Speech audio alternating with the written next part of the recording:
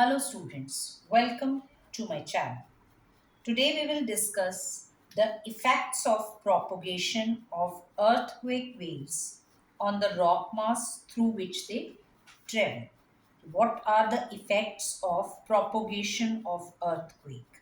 Movement of earthquake waves on the rock mass through which they travel. Different type of earthquake waves travel in different manner. As they move or propagate, they cause vibration in the body of the rocks through which they pass. P waves vibrate parallel to the direction of the wave. This exerts pressure on the material in the direction of the propagation. As a result, it creates density differences in the material, leading to stretching and squeezing of the material. Other three waves vibrate perpendicular to the direction of propagation. The direction of vibrations of S waves is perpendicular to the wave direction in the vertical plane. Hence, they create troughs and crests in the material through which they pass. And surface waves are considered to be the most damaging waves. जो surface waves होती हैं वो सबसे ज़्यादा damaging waves होती हैं. जो earthquake की study है, what is seismology? सिज्मोलॉजी एक साइंस की ब्रांच है. इसमें हम पढ़ते क्या है? Study of earthquakes. So study of earthquakes is called the seismology. And the intensity of the earthquake is measured कि अर्थक्वेक की इंटेंसिटी कितनी है, वो कितने स्केल का अर्थक्वेक है, वो कौन सा इंस्ट्रूमेंट उसको मेजर करता है. The name of the instrument is seismograph. Next is what is shadow zone. Shadow zone जो है वो क्या होता है? Some specific areas where the waves are not reported. जहाँ पे वेव्स जो हैं वो रिपोर्ट नहीं करती हैं, वहां तक वेव्स पहुंचती नहीं हैं. Such a zone is called the shadow zone. Earthquake waves जो हैं वो सिज्मोग्राफ के ऊपर रिकॉर्ड होती हैं, located at far off locations. However, there exist some specific areas, कुछ areas हैं where the waves are not reported. Such a zone is called the shadow zone. The study of different events revealed that for each earthquake there existed altogether different shadow zones. हर एक earthquake का एक different shadow zone जो है वो होता है. ठीक है. So this is all about the shadow Jones.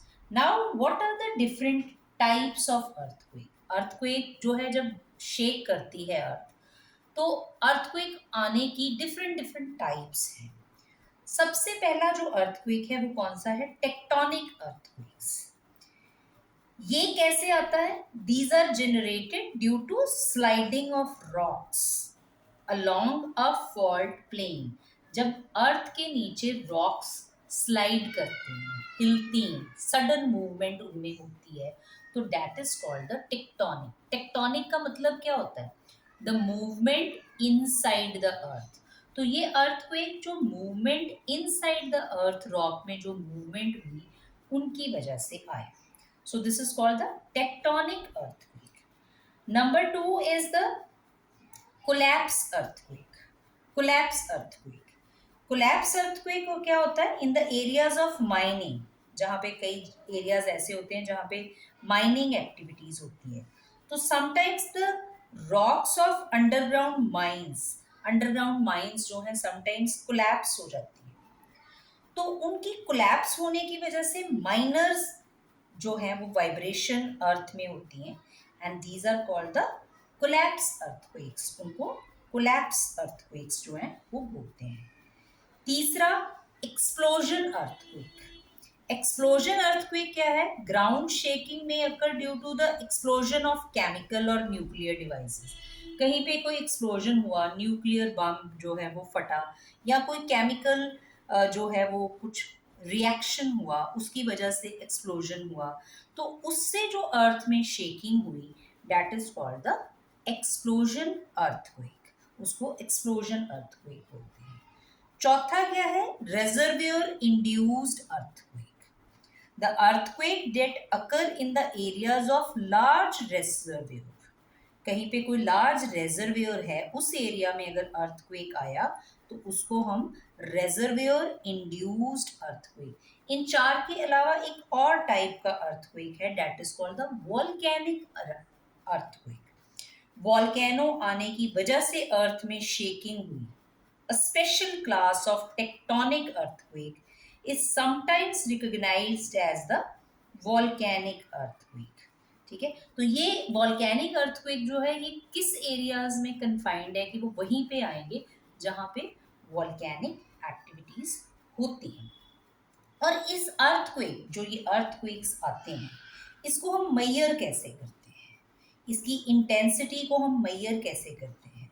इसकी इंटेंसिटी को हम रिक्टर स्केल के ऊपर मेजर करते हैं। This scale is named after the US seismologist. US का एक सिज्मोलॉजिस्ट है जिसका नाम था चार्ल्स एफ रिक्टर।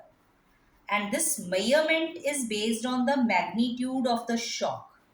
जितना शॉक लगा अर्थ को, उसके मैग्नीट्यूड पे इसका स्केल डिपेंड करता है।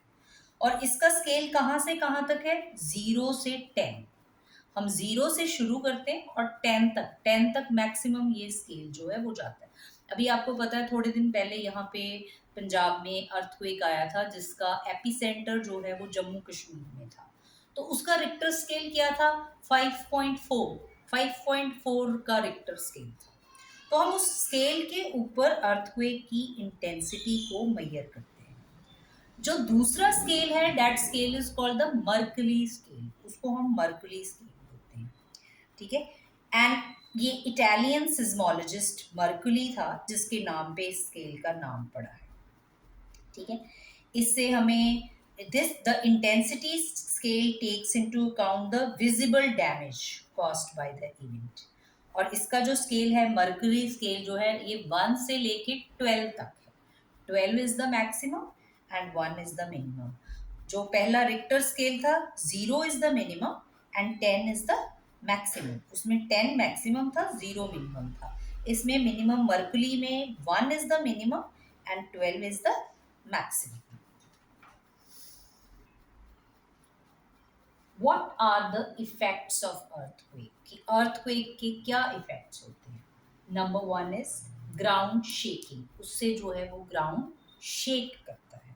ठीक है, then land and mud slides। hilly area में landslides हो जाती हैं, mud slides होती हैं, that is because of the earthquakes। soil liquefaction जो है, that is the result of the earthquakes। उसके बाद ground lurching. It is the horizontal movement of soil. जो सॉइल की हॉरिजॉन्टल मूवमेंट होती है। सेडिमेंट्स और fills located on relatively steep embankments or scarps as a result of seismic activity, forming irregular ground surface cracks, that is called the ground lurching। ठीक है, उसके बाद एवलेंचेस।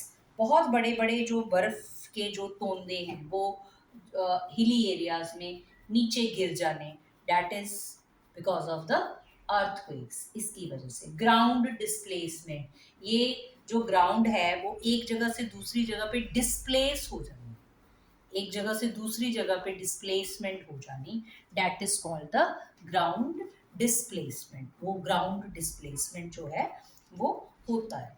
उसके बाद फ्लड्स फ्रॉम डैम्स। डैम्स में फ्लड आ जाना, ये भी एक इफेक्ट है अर्थक्वेक का।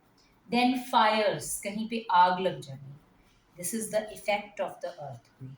स्ट्रक्चरल कोलैप्स, बिल्डिंग्स गिर जाना।